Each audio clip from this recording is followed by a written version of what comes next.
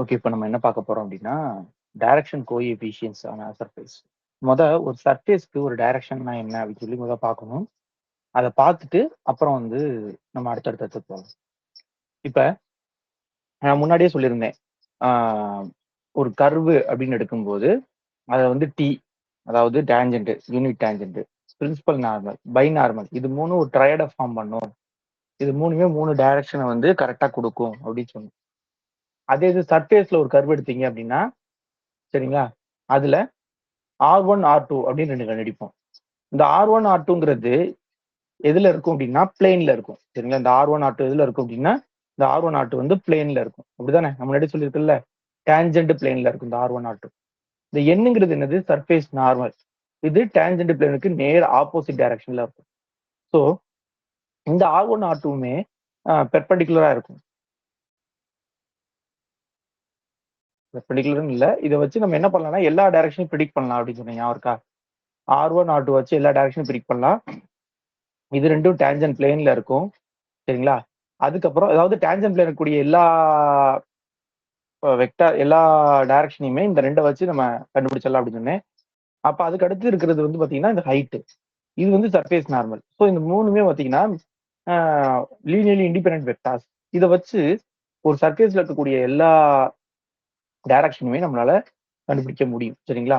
அதனால எந்த வெக்டர் ஒரு சர்ஃபேஸ்ல இருந்து நீங்க எடுத்தாலும், இப்ப எக்ஸாம்பிள் ஒரு சர்ஃபேஸ் இப்படி இருக்கு. இதுல ஒரு பாயிண்ட் இப்படி இருக்கு. இதுல இருந்து ஒரு வெக்டர் எடுக்கிறேன். அப்ப இந்த வெக்டர நம்ம என்ன பண்ணலாம்னா, இந்த R1, R2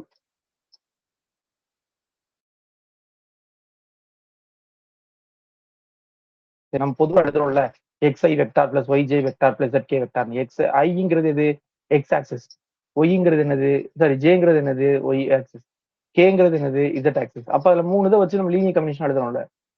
அது மாரி இங்க வந்து இதோட லீனியர் காம்பினேஷன் எழுதும்போது, இவங்க ஜெனரல் ஃபார்மேட்டா இந்த மாரி எழுதுறாங்க. என்னன்னா, எந்த வெக்டர் ஏங்கிற ஒரு வெக்டர் எடுத்தாலும், சரிங்களா? அந்த வெக்டர நீங்க எப்படி எழுதிக்கலாம் அப்படின்னா, ஏன் இது AN N plus lambda R1 plus mu R2ன்னு எழுதிக்கலாம் அப்படின்றாங்க. இதுல இந்த பார்ட்டுக்கு பேரு வந்து நார்மல் காம்போனன்ட். இந்த பார்ட்டுக்கு பேரு வந்து டான்ஜென்ஷியல் காம்போனன்ட். அது ஏன் இதுக்கு பேர் வந்து டான்ஜென்ஷியல் காம்போனன்ட் அப்படின்னு பேர் வைக்கிறாங்க அப்படின்னா, அது டான்ஜென்ட் பிளேன்ல இருக்கனால டான்ஜென்ஷியல் காம்போனன்ட். இந்த பார்ட்டுக்கு பேர் வந்து ஏன் நார்மல் காம்போனன்ட்னா, இதான் சர்ஃபேஸ் நார்மலுக்கு பேரலா இருக்க போது அதனால அது வந்து நார்மல் காம்போனன்ட். சரிங்களா? ரைட். அடுத்தது இப்போ ஒரு ஒரு ஒரு வெக்டார் டான்ஜென்ட் பிளேன்ல இருந்துச்சுன்னா, அதுக்கு நார்மல் காம்போனன்ட்டே இருக்காது. அப்ப அந்த வெக்டார் எப்படி இருக்கும்? S equal to lambda R1 plus mu R2 மட்டும் தானே இருக்கும். ஒரு வெக்டார் வந்து டான்ஜென்ட் பிளேன்ல இருந்துச்சுன்னா, அதுக்கு நார்மல் காம்போனன்ட் இருக்காது. அந்த ஏஎன் வந்து 0 ஆயிரும். ஸோ இப்படி இருக்குமா? இப்ப அப்ப நீங்க டான்ஜென்ட் பிளேன்ல ஒரு வெக்டார் எடுக்கிறீங்க அப்படின்னா, அதுல மொத்தமே இந்த 2 மட்டும் தான் இருக்கும். என்னென்ன? லாம்டாவும், மியூவும் மட்டும் தான் இருக்கும். சரிங்களா?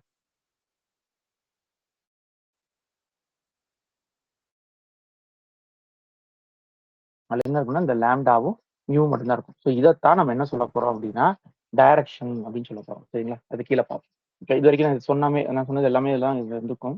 இப்ப பாருங்க. இப்ப டைரக்ஷன் அதாவது direction on a surface at a point. ஒரு பாயிண்ட்ல டைரக்ஷன்னா என்ன? ஒரு சர்ஃபேஸ்ல. சரிங்களா? ஒரு சர்ஃபேஸ்ல ஒரு பாயிண்ட்ல டைரக்ஷன்னா என்ன அப்படின்னா, the direction of any tangent line to the surface at the point. நல்லா ஞாபகம் வச்சுக்கோங்க. Any tangent line. அதுலயே ஒரு வேர்ட் இருக்கு. என்னன்னா, இப்ப எக்ஸாம்பிள் ஒரு இது இந்த இந்த பேப்பர் தான் என்னோட சர்ஃபேஸ்ன்னு வச்சுக்கோங்களேன். அதுல நான் இப்படி ஒரு கர்வ் வரையறேன். அதுல இந்த பாயிண்ட் எடுக்கிறேன். இதுல எத்தன டான்ஜென்ட் வரைய முடியும்னு கேட்டா, ஒரே ஒரு டான்ஜென்ட் தான் வரைய முடியும். சரிங்களா? அதே இதே பேப்பர் தான். பட் நான் டிஃபைன் பண்ணல. இந்த கர்வ்ன்னு சொல்லல. பட் ஆனா இந்த இந்த சர்ஃபேஸ்ல நான் என்ன பண்றேன், ஒரு பாயிண்ட் எடுத்துக்கிறேன். இப்ப இதுல நீங்க எத்தன டான்ஜென்ட் வரையலாம் அப்படின்னு கேட்டா, நல்லா யோசிச்சு பாருங்க. நான் முன்னாடியே சொல்லியிருக்கேன். டான்ஜென்ட்ன்னு கேட்டா, என்னென்ன கர்வெல்லாம் அதுல போகுமோ, அந்த கர்வ் எல்லாத்துக்கும் டான்ஜென்ட் பார்க்கும். அது எல்லாத்துக்கும் டான்ஜென்ட் கிடைக்கும். சரிங்களா? இப்ப எக்ஸாம்பிள் இப்படி ஒரு கர்வ் வரையறேன்னு வச்சுக்கோங்களேன். அப்ப இதுக்கு டான்ஜென்ட்ன்னு கேட்டீங்கன்னா எப்படி போகும்? இப்படி போகும். அதே இது நான் இப்படி ஒரு கர்வ் வரையறேன். அப்ப எதுக்கு டான்ஜென்ட் கேட்டீங்கன்னா எப்படி போகும்? இப்படி போகும். இதே நான் வேற ஒரு கர்வ் இப்படி வரையறேன். அப்ப எதுக்கு டான்ஜென்ட் கேட்டா இப்படி போகும்? இப்படி போகும். ஸோ அப்ப இன்ஃபைனிட் நம்பர் ஆஃப் டேஞ்சன்ஸ ஒரு சர்ஃபேஸ் மேல இருக்கக்கூடிய ஒரு பாயிண்ட்ல நம்மளால வரைய முடியும். சரிங்களா? அப்ப அதுல ஏதோ ஒண்ணு எனி டேஞ்சன் அதுல ஏதோ ஒரு டைரக்ஷன் எடுத்துக்கோங்க. அந்த டைரக்ஷன தான் என்ன சொல்றாங்கன்னா, direction on the surface at the point P. சரிங்களா? அதுல ஏதோ ஒரு டைரக்ஷன். அத வந்து டைரக்ஷன் ஆன் த சர்ஃபேஸ். ஏன்னா, ஒரு சர்ஃபேஸ்ல ஒரு பாயிண்ட்ல இன்ஃபைனிட் நம்பர் ஆஃப் டைரக்ஷன்ஸ் இருக்கும். நீங்க ஒரு டைரக்ஷன் தான் இருக்கணும்னு அவசியம் கிடையாது. சரிங்களா? ஆ ஒரு சர்ஃபேஸ்ல ஒரு பாயிண்ட் எடுத்தீங்கன்னா, அந்த பாயிண்ட்ல வந்து இன்ஃபைனிட் நம்பர் ஆஃப் டைரக்ஷன்ஸ் இருக்கும். நமக்கு வந்து டைரக்ஷன் ஒரு சைடு தான் இருக்கும் அப்படின்னு சொல்ல முடியாது. அடுத்தது டான்ஜென்ஷியல் வெக்டார் அப்படின்னு ஒண்ணு சொல்றாங்க. என்ன சொல்றாங்க? Tangential vector. டான்ஜென்ஷியல் வெக்டார்னா வேற ஒண்ணும் இல்ல. டான்ஜென்ட் லைன் வரையறோம்ல, அந்த லைன் மேல இருக்கக்கூடிய ஒரு வெக்டார் அவ்வளவுதான். இந்த லைன் மேல இருக்கக்கூடிய ஒரு வெக்டாருக்கு பேர் தான் என்னன்னா டான்ஜென்ஷியல் வெக்டார். எல்லாம் முன்னாடி பார்த்திருப்போம். அப்ப ஏங்கிறது ஒரு டான்ஜென்ஷியல் வெக்டாரா இருந்தா அதுக்கு நார்மல் காம்போனன்ட்டே இருக்காது. அப்ப அதுல மொத்தம் 2 தான் இருக்க போறது. என்னது? ஒண்ணு லாம்ப்டா, இன்னொன்னு அப்ப அதோட மேக்னிட்யூடுக்கு அவங்க ஒரு ஃபார்முலா சொல்றாங்க. சரிங்களா? Square root of E lambda square plus two F lambda mu plus G mu square அப்படின்னு சொல்றாங்க. சரியா?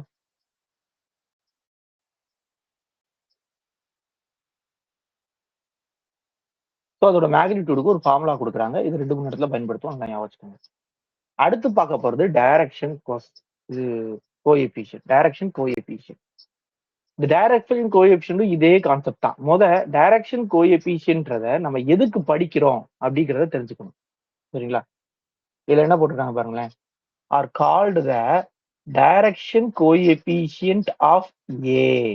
அப்ப ஒரு வெக்டாருக்கு தான் நீங்க டைரக்ஷன் கோஎஃபிஷியன்ட் பார்க்க போறீங்க. இத ஃபர்ஸ்ட் மைண்ட்ல வச்சுக்கோங்க. எதுக்கு பார்க்க போறீங்க? ஒரு வெக்டாருக்கு தான் பார்க்க போறீங்க. சரிங்களா? அப்ப ஒரு பாயிண்ட் இருக்கு. அந்த பாயிண்ட்ல ஏதோ ஒரு சைடு ஒரு வெக்டார் போகுது. சரிங்களா? அந்த வெக்டார் என்ன வெக்டார்ன்னு நமக்கு தெரியாது. சரிங்களா? அந்த வெக்டார் வந்து டான்ஜென்ட் பிளேன்ல இருக்கா? இல்ல வந்து அந்த வெக்டார் வந்து நார்மல் பிளேன்ல இருக்கா? அதாவது நார்மலுக்கு பேரலலா இருக்கா? இல்ல 3யுமே கொஞ்சம் அட்ஜஸ்ட் பண்ணி வர்ற மாரி வருதா? அதாவது 3 விதத்தோட லீனியர் காம்பினேஷனாவும் வருதா? அப்படின்னு நமக்கு தெரியாது. ஏதோ ஒரு வெக்டார் எடுத்துக்கிறோம். அப்ப அந்த வெக்டரோட டைரக்ஷன் கோஎஃபிஷியன்ட்னா என்ன அப்படின்னா, அந்த வெக்டருக்கு அதாவது let b be a unit vector along the tangential vector. அதாவது இந்த வெக்டர் நம்ம என்ன எழுதிக்கலாம்? AN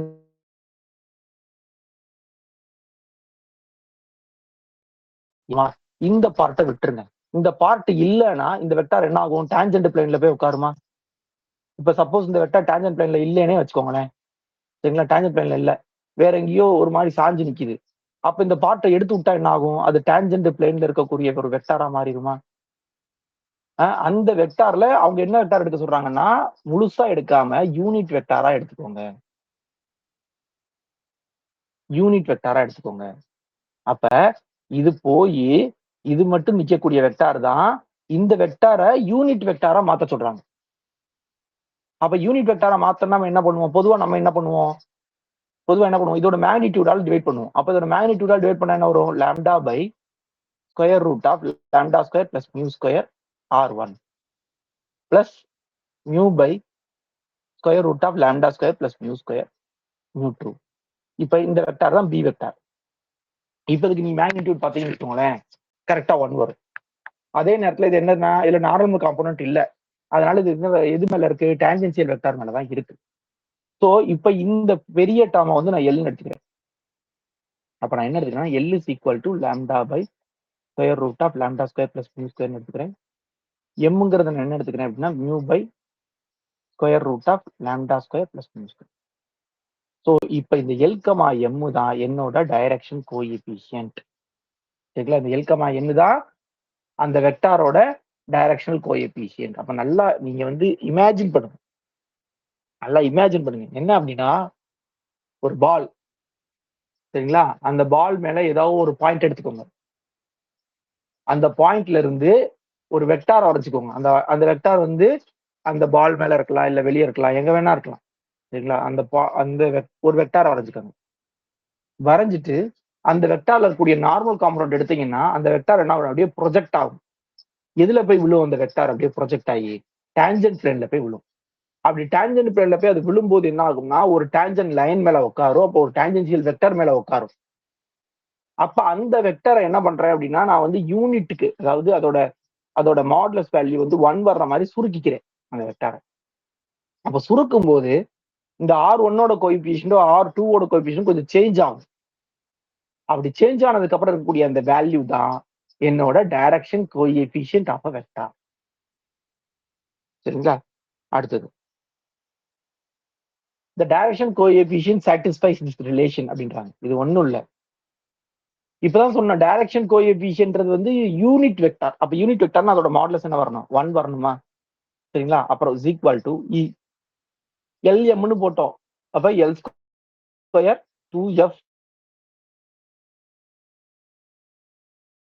LM plus G M square, square root x கொண்டு போனா 1 ஸ்கொயர், அவ்வளவுதான். ஸோ இது ரெண்டு ஈக்குவலா இருக்கா? இதுல இருந்து வந்துச்சு. அடுத்து LMக்கு ஆப்போசிட் டைரக்ஷன் என்ன அப்படின்னு கேட்டீங்கன்னா -L -M, அதுதான் ஆப்போசிட் டைரக்ஷன் ஆஃப் L. சரியா? அதுக்கு இதே இது நான் போலார் கோஆர்டினேட்ஸ் பார்ப்போம் தெரியுமா? எப்படி பார்ப்போம்? இது இந்த டிஸ்டன்ஸ் ஆரம்பம், இதை வந்து நம்ம தீட்டாம்போம். இவங்க தீட்டாக்கு வேற என்ன சொல்றாங்கன்னா சைன்னு சொல்றாங்க. அப்படி சை எடுக்கும்போது இதை வந்து நம்ம காஸ் சைன்னு சொல்லுவோம், இதை வந்து சைன் சைன்னு சொல்லுவோம். அதாவது பொதுவா நம்ம என்ன சொல்லுவோம்னா இதை எக்ஸ் ஆக்ஷன் சொல்லுவது ஒய் ஆக்ஸ் சொல்லுவோம்ல, ஆனா போலார் கோஆர்டினேட் சொல்லும்போது இது காஸ் சை அப்ப சைன் சைன்னு சொல்லுவோம். சோ அப்ப இதுல டைரக்ஷனை யார் ப்ரிடிக்ட் பண்றா அப்படின்னா காஸ் சை சைன் சை. அதனாலதான் நம்ம இதெல்லாம் பார்த்தோம்ல, அதாவது எலிக்ஸ் இதெல்லாம் பாருங்க, u cos v u sin v வரும். ஸோ இந்த காஸ் வி சைன் வியே நான் சொல்லியிருக்கேன் உங்களுக்கு, டைரக்ஷனை ப்ரிடிக்ட் பண்ணணும். ஸோ இந்த காஸ் வி சைன் வி வச்சு நம்ம எல்லா டைரக்ஷனும் ப்ரிடிக்ட் பண்ணலாம். அப்படிங்கிறப்ப அங்க வந்து டைரக்ஷன் கோஎஃபிஷியன்ட் என்ன வரும்னா காஸ் சை கமா சைன் சைன் வரும். சரிங்க சார், அப்ப டைரக்ஷன் இது கோஎஃபிஷியன்ட் சொல்றீங்க, அப்ப அது யூனிட் வெக்டாரா இருக்குமா? ஆமா, செக் பண்ணி பாருங்க, மாடுலஸ் பாருங்க, cos square psi plus sin square psi equal to 1. சரிங்களா? இது வந்து எங்க அப்படின்னா போலார் கோஆர்டினேட்ஸ். அடுத்தது, இப்ப சப்போஸ் ரெண்டு டைரக்ஷன் இருக்கு, ஒரு பாயிண்ட்ல இந்த டைரக்ஷன் என்ன இருக்கலாம் நான் சொன்னேன். இப்ப இது ஒரு டைரக்ஷன் LM, இது ஒரு direction L dash M dash. அப்ப இது ரெண்டு கிடையில ஒரு ஆங்கிள் கிரியேட் ஆகும்ல சார், அந்த ஆங்கிளை பத்தி சொல்லுங்க அப்படின்னா அதுக்கான ஃபார்முலா தான் இது, cos theta and sin theta. ஓகேவா? ஓகே, இப்ப L, N இப்படி இருக்கு. நான் இன்னொரு டைரக்ஷனும் இதையே எடுத்துக்கிறேன். L டேஷும் M டேஷும் நான் LMன்னு எடுத்துக்கிறேன். அப்ப ஆங்கிள் இருக்குமா? இருக்காது. அப்ப 0. அப்ப cos 0 ஈக்குவல் டு E. சரிங்களா? L டேஷ் ரெண்டுமே ஒண்ணுதான். அப்ப L ஸ்கொயர். L இது M டேஷ்னாலும் சரி L டேஷ்னாலும் எல்லாமே அது ஒண்ணுதான். அப்ப 2F LM plus GM square. cos 0ங்கிறது 1. இது எங்க இருக்கு? இருக்கா? சரிங்களா? எல்லாம் ஒரே இதுதான். ஸோ இது மாதிரி காஸ் தீட்டாக்கு இந்த ஃபார்முலா, சைன் தீட்டாக்கு இந்த ஃபார்முலா, இதை நல்லா பார்த்துக்கோங்க. இதுக்கு அடுத்து நம்ம வேற வேற ஆங்கிள்ஸ் நிறைய படிப்போம். இது வந்து எதோட ஆங்கிள்னா ஒரு சர்ஃபேஸ்ல இருக்கக்கூடிய ஒரு பாயிண்ட்ல கிரியேட் ஆகக்கூடிய ரெண்டு டைரக்ஷன் கோஎஃபிஷியன்ட்ஸோட ஆங்கிள்ஸை பத்தி பேசியிருக்கோம். சரிங்களா? அடுத்து டைரக்ஷன் ரேஷியோ. டைரக்ஷன் ரேஷியோனா ரொம்ப ஒன்றும் பெரிய விஷயம் கிடையாது. அதாவது நம்ம ரேஷியோனா என்ன படிப்போம்? இப்போ 20:15 இருக்கு. சரிங்களா? இது வந்து 4:3 இல்லலாம். இது ரெண்டுமே சேம் தான் அப்படின்னு சொல்லுவோம். ஞாபகம் இருக்கா? இது ரெண்டுமே என்ன சொல்லுவோம்? சேம் தான் அப்படின்னு சொல்லுவோம். அதே மாதிரிதான் இங்க சொல்லக்கூடிய டைரக்ஷன் ரேஷியோ. ஒரு டைரக்ஷன் அதே டைரக்ஷன்ல இருக்கக்கூடிய ஒரு கோஎஃபிஷியன்ட் இன்னொரு டைரக்ஷன், அது ரெண்டுமே வந்து எப்படின்னா டைரக்ஷன் ரேஷியோ அப்படின்னு சொல்றேன். எக்ஸாம்பிள், ஒரு பாயிண்ட் எடுத்துக்கிறேன். ஓகேங்களா? இந்த பாயிண்ட்ல இது வந்து LMன்னு வச்சுக்கோங்க, இது வந்து டைரக்ஷன் கோஎஃபிஷியன்ட் வச்சுக்கோங்களேன். சரிங்களா? Unit vector. சப்போஸ் இதையே நான் எக்ஸ்டெண்ட் பண்றேன், இவ்வளவு தூரம் எக்ஸ்டெண்ட் பண்றேன். இதை வந்து நான் என்ன சொல்றேன்னா லாம்டா மியூன்றேன். அப்ப இது ரெண்டுக்குமே பாத்தீங்கன்னா சேம் டைரக்ஷன் இருக்குது, பட் மேக்னிடியூட்ல டிஃபரன்ஸ் வருது. அப்ப நான் என்ன சொல்றேன் அப்படின்னா இந்த lambda mu are the direction ratios of L, N அப்படிங்கிறேன். சரிங்களா? புரியுதா உங்களுக்கு? அதாவது இந்த lambda mu is the direction ratio of L, N. அவங்க என்ன இருக்காங்கன்னா ப்ரொபோர்ஷனல்னா என்ன சொல்லுவோம் பொதுவா நம்ம? இப்ப A இஸ் ப்ரொபோர்ஷனல் டு Bன்னா என்ன அர்த்தம்? A ஈக்குவல் டு சம் TBன்னு அர்த்தம். அதாவது ஏதோ ஒன்னோட, அதாவது KBன்னு வச்சுக்கோங்க, ஏதோ ஒரு கேவை மல்டிப்ளை பண்ண மாதிரி இருக்கு. அப்ப என்ன ஆகுனா உங்களுக்கு இந்த டிஸ்டன்ஸ் மாறுதே தவிர டைரக்ஷன் சேஞ்ச் ஆகாது. அதை தான் இங்க மீன் பண்றாங்க. அப்ப இது என்னன்னு தெரியுதா உங்களுக்கு? அதாவது லாம்டா கமாமியும் அதோட என்ன பண்றேன், அதோட மாடுலஸ், அதாவது அதோட மேக்னிடியூட டிவைட் பண்ணா கிடைக்கிறது தான் யூனிட் வெக்டார். யூனிட் வெக்டார் இது நம்ம படிச்சிருப்போம்ல சின்ன வயசுல. என் கேப் கண்டுபிடிக்கணும்னா என்ன பண்ணுவோம், அல்லது ஏ கேப் கண்டுபிடிக்கணும்னா என்ன பண்ணுவோம், ஏ வெக்டார் பை மாடுலஸ் ஆஃப் ஏ வெக்டார்னு சொல்லுவோமா, அதே கான்செப்ட் தான். சோ நீங்க யூனிட் வெக்டார் கண்டுபிடிச்சீங்கன்னா இந்த வெக்டாரும் இதுவும் ஒரே டைரக்ஷன்ல இருக்கும், பட் ரெண்டுக்குமே வேற வேற மேக்னிடியூட் இருக்கும். அதை தான் இங்க மீன் பண்றாங்க. இந்த டைரக்ஷன் கோஎஃபிஷியன்ட்ன்றது என்னன்னா உங்களோட யூனிட் வெக்டார் மாதிரி. ரிமைனிங் வந்து நீங்க நிறைய அவ்வளவு வெக்டார்ஸ் வேணா கிரியேட் பண்ணலாம். ஸோ இதான் டைரக்ஷன் ரேஷியோஸ் அப்படின்றது பேரு. அடுத்தது என்ன சொல்றாங்க பாருங்க, the direction coefficient of the parametric direction u equal to constant, v equal to constant. அப்ப நான் u equal to constant கிடைக்கும் ஒரு கர்வ் கிடைக்கும். அப்ப அந்த கர்வ்ல ஒரு நாள் ஒரு டேஞ்சன்ட் வரைய முடியும். அந்த டேஞ்சன்ட் வந்து டேஞ்சன்ட் பிளேன்ல இருக்கும். அப்ப டேஞ்சன்ட் பிளேன்ல இருந்ததுன்னா அதுல இருந்து ஒரு யூனிட் வெக்டார் கிரியேட் பண்ண முடியும், டேஞ்சன்ட் யூனிட் வெக்டார். அப்ப அந்த யூனிட் வெக்டாருக்கு ஒரு டைரக்ஷன் இருக்கும். அப்ப அது ஒரு டைரக்ஷன். அதே மாதிரி u equal to constant போடும்போது அதுல ஒரு டைரக்ஷன். சோ ரெண்டு டைரக்ஷன் கிடைக்குது. அப்ப அந்த டைரக்ஷன் என்னவா இருக்கும்னு இவங்க சொல்லிட்டாங்க. என்னவா இருக்கும் அப்படின்னா 1/√(e, 0) இருக்கும் v equal to கான்ஸ்டன்ட்டுக்கு. u equal to கான்ஸ்டன்ட்டுக்கு என்ன கிடைக்கும் அப்படின்னா 0, 1/√(g) கிடைக்கும் அப்படின்ட்டாங்க. சரிங்களா? அதாவது டைரக்ஷனே இதுதான் இருக்கும், வேற எதுவுமே கிடைக்காது அப்படிங்கிற மீன் தான் அவங்க சொல்லிட்டாங்க.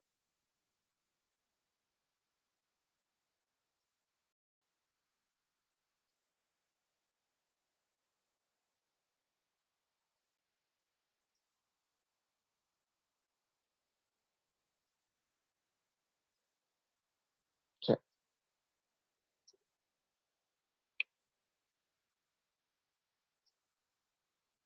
இது இது எப்படி வந்திருக்குன்னு வேணா லைட்டா சொல்றேன் பாருங்க. அதாவது இப்ப suppose v equal to constant எடுக்கும்போது நான் ஒரு வெக்டார் எடுப்பேன், அப்படிதானே? v equal to கான்ஸ்டன்ட் எடுக்கும்போது நான் ஒரு வெக்டார் எடுக்கிறேன். அவ v equal to கான்ஸ்டன்ட் எடுத்தா என்ன ஆகும்?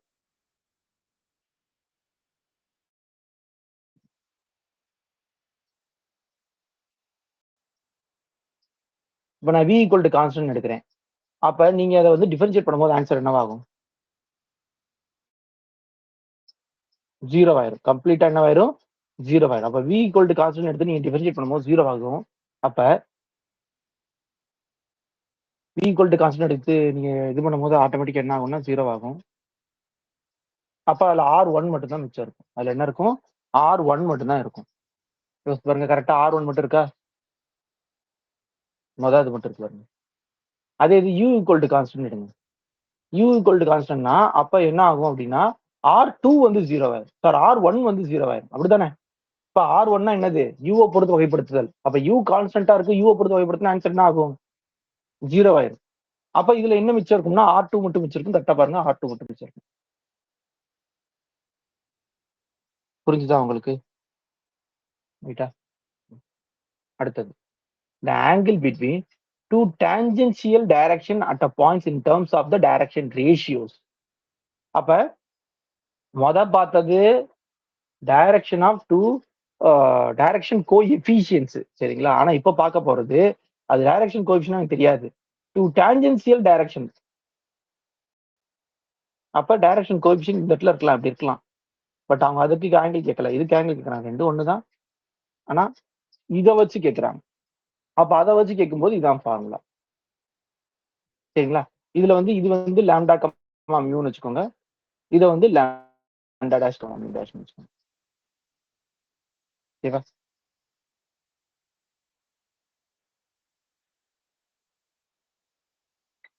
அடுத்தது, இதெல்லாம் நல்லா கவனிச்சு பாருங்க. நம்ம சின்ன வயசுல படிச்சதா தான் இருக்கும்.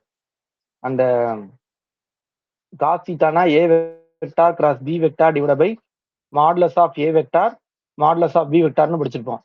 அதே சைன் தீட்டா என்ன படிச்சிருப்போம்னா A vector dot B vector divide by modulus of A vector modulus of B vector. எல்லாம் நம்ம சின்ன வயசுல படிச்ச வெக்டார் கால்குலஸ் தான், அதை தான் கொண்டு வந்திருப்பாங்க. ஏ வெக்டார்ன்றது ஒன்றும் இல்லை, lambda R1 plus mu R2. B வெக்டார்ங்கிறது lambda dash R1 plus into mu dash R2. அவ்வளவுதான். பட் நம்ம இங்க வந்து அந்த டிஃபரன்ஷியேட் பண்ணும்போது R1 R2 எல்லாம் R1 டாட் R2 வந்துச்சுன்னா இ போட்டுக்கிறோம், R1 dot R1 R1 dot R2 வந்துச்சுன்னா எஃப் போட்டுக்கிறோம். அதை வச்சு பண்ணிப்பாங்க. சரி, இப்ப இதுல தீட்டா ஈக்குவல் டு π/2 எடுத்தா இந்த இடம் என்ன ஆயிரும்? 0 ஆயிரும். காஸ் தீட்டா என்ன ஆயிரும்? 0 ஆயிரும். அப்ப காஸ் தீட்டா 0 ஆகுதுன்னா எனி டூ டைரக்ஷன் சரிங்களா? அதாவது தீட்டா 2 பை பை 2னா என்ன ஆச்சு உங்களுக்கு? பெர்பெண்டிகுலர். கரெக்ட் தானே? ஆர்த்தோகனல். அப்ப ஆர்த்தோகனலா இருக்கணும் அப்படின்னா, இந்த இடம் 0 ஆகுதுன்னா, கீழ இருக்கிறத கொடுத்தாலும் 0. அப்ப இந்த டெர்ம் 0 ஆகணும்ன்றது தான் கண்டிஷன். வேற ஒண்ணும் இல்ல. அது வந்து ஒரு நெசசரி சப்ஸ்டிட்யூஷன் கண்டிஷன் சொல்றாங்க. சரிங்களா? அப்ப 2 டைரக்ஷன் வந்து ஆர்த்தோகனலா கட் பண்ணணும் அப்படின்னா, அந்த மேல இருக்க டெர்ம் வந்து 0 ஆனா தான் 0 ஆகும் அப்படிங்கிறது. அடுத்தது, அடுத்தது. தெளிவா புரிஞ்சுக்கோங்க. ஒவ்வொன்னும் என்ன சொல்ல வராங்கன்னு. இப்ப L, N are the direction coefficient of any direction at the point, then the angle between this direction and the parametric direction. நல்லா புரிஞ்சுக்கோங்க. இந்த பாயிண்ட்ல இது வந்து ஏதோ ஒரு டைரக்ஷன் கோஎஃபிஷியன்ட் ஏதோ ஒண்ணு. அப்ப இதுல u equal to constant, v equal to constant இருக்குமா? இப்ப example u equal to constant வந்து இப்படி போகுதுன்னு வச்சுக்கோங்க கர்வு. இது வந்து u ஈக்குவல் டு கான்ஸ்டன்ட் வச்சுக்கோங்களேன்.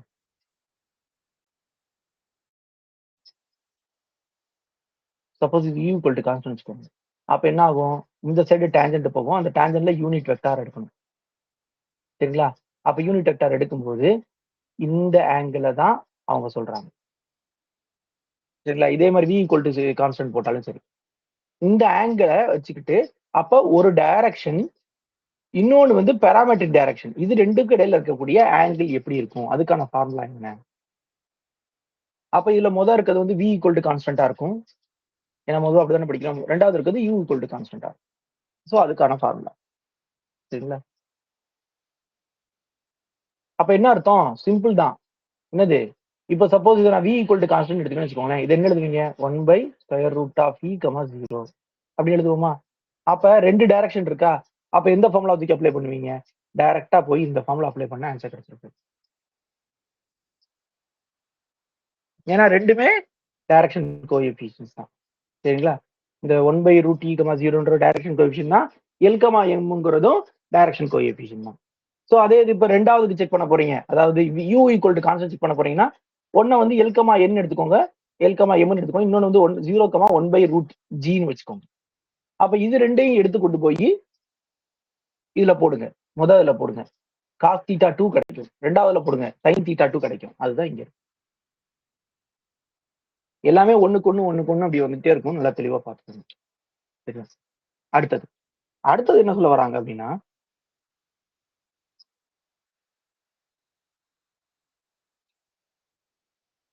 அதாவது L, Nன்னு என் கையில ஆல்ரெடி ஒண்ணு இருக்கு.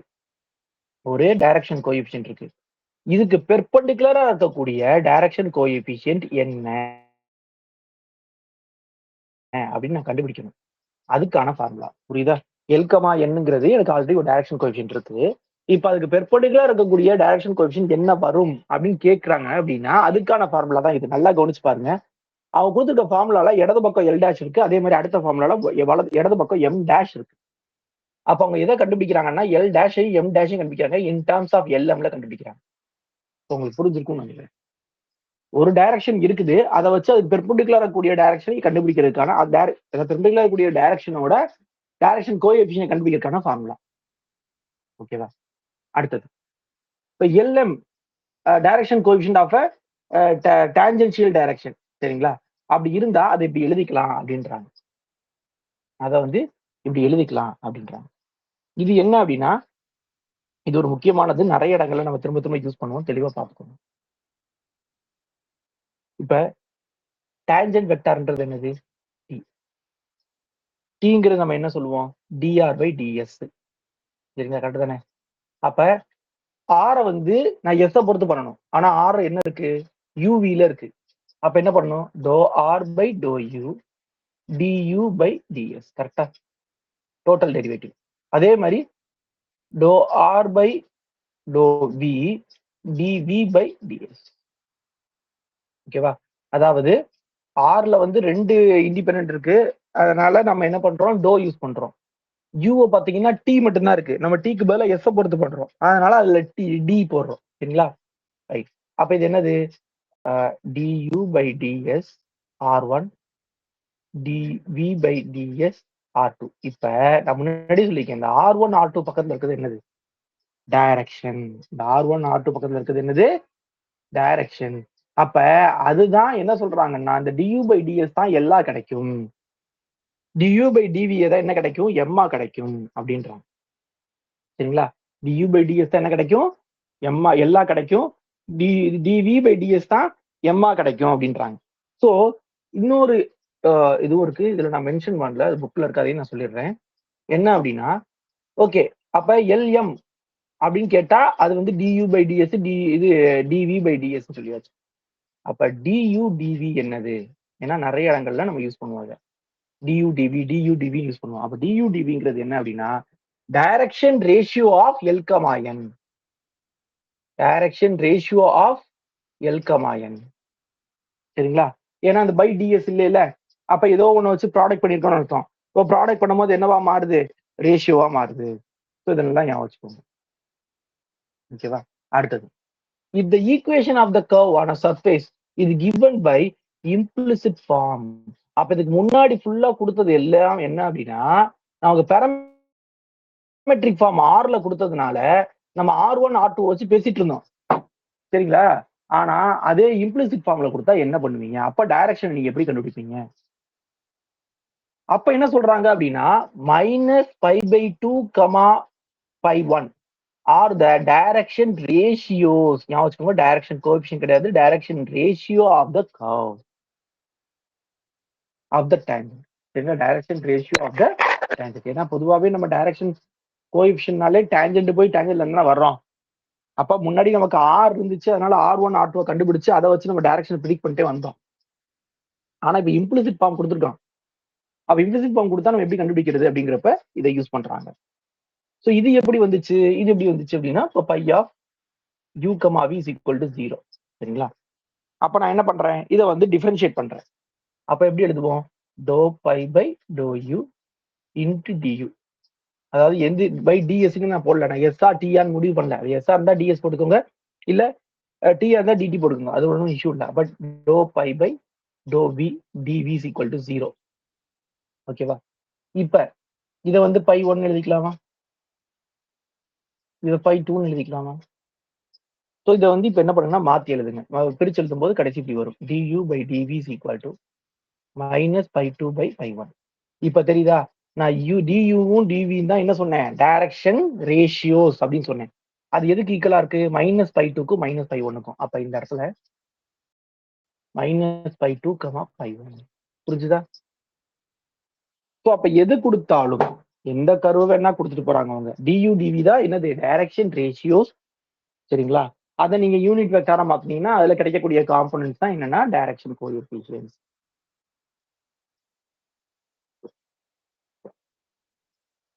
அடுத்தது பாருங்க, let theta be the angle between the parametric curves. ரெண்டு பேராமெட்ரிக் கர்வுக்கு இடையில கூடிய ஆங்கிள். அப்ப நீங்க என்ன பண்றீங்க அப்படின்னு கேட்டா இதுவும் ரொம்ப ஈஸி தான். என்ன? மேல நேரா அந்த ஃபார்முலாக்கு போங்க.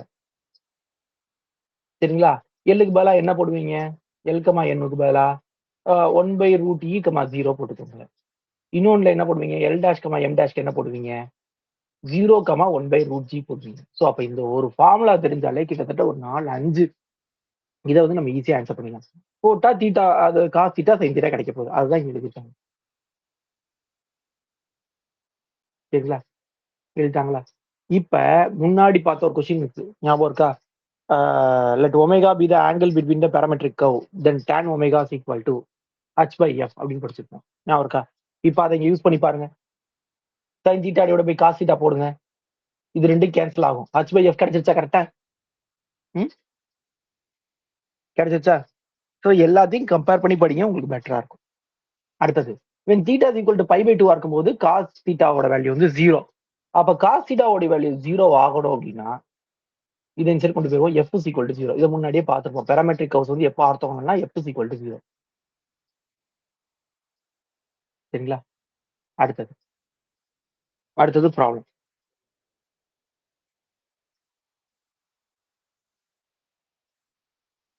அடுத்தது என்ன சொல்லிருக்காங்க பாருங்க.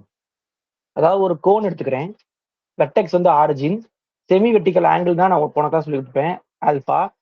அப்படி இருந்தா the tangent plane is same the at all the points on the generating line. அப்ப இதுதான் ஈஸியானதுதான், இதெல்லாம் நீங்க அப்படியே ஞாபகம் வச்சுக்கலாம், மனப்பாடம் பண்ண வச்சுக்கோங்க. இந்த இடத்துல இதான் கோன்.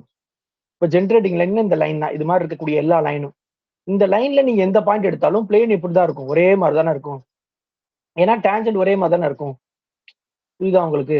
ஸோ இந்த லைன் மேல நீங்க எந்த இது எடுத்தாலும், எந்த டேன்ஜென்ட் பிளேன் கண்டுபிடிச்சாலும், அந்த டேன்ஜென்ட் பிளேன் எப்படி இருக்கும்? ஒரே மாதிரி தான் இருக்கும். அதை தான் அவங்க மீன் பண்ண வர்றாங்க. வேற ஒண்ணும் இல்ல. சரிங்களா? என்ன? அந்த டேன்ஜென்ட் பிளேனை கொஞ்சம் மேலே அந்த அந்த பாயிண்ட்டை மட்டும் கொஞ்சம் மேலே கீழே இறக்குன மாதிரி இருக்கும். மற்றபடி ஒரே மாதிரி தான் இருக்கும் டேன்ஜென்ட் பிளேன். ஏன்னா அது ஒரே மாதிரி சாஞ்சிருக்கு. அதாவது எக்ஸாம்பிளா சொல்ல போனா அது ஒரு லைன் கர்வ். அது ஒரு லைன் தானே. ஒரு லைன்ல நீங்க எந்த இடத்துல டேன்ஜென்ட் பார்த்தாலும் எப்படி இருக்கும்? அந்த லைன் மேலேயே போகும். ஆக மொத்தம் நீங்க என்ன பண்ணுவீங்கன்னா, அந்த லைனை கண்டக்ட் பண்ணிருக்கக்கூடிய பிளேன் தான் உங்களுக்கு என்னவா இருக்க போகுது அப்படின்னா டேன்ஜென்ட் பிளேனா இருக்க போகுது. அடுத்தது என்ன பண்ணிருக்காங்கன்னா, ரைட் ஹெலிகாய்டோட ஹச் கண்டுபிடிச்சிருக்காங்க, என் கண்டுபிடிச்சிருக்காங்க. இது வேண்டாம். இது வேற ஏதோ தப்பானது. இது வேண்டாம். ஹச் கண்டுபிடிச்சிருக்காங்க, என் கண்டுபிடிச்சிருக்காங்க. சரிங்களா? நீங்க அதை மட்டும் பார்த்துக்கங்க. ஹச் என்ன ஆல்ரெடி உங்களுக்கு தெரியும்னு நினைக்கிறேன். முன்னாடி நம்ம நிறைய இதெல்லாம் கண்டுபிடிச்சிருக்கோம். ஓகேவா?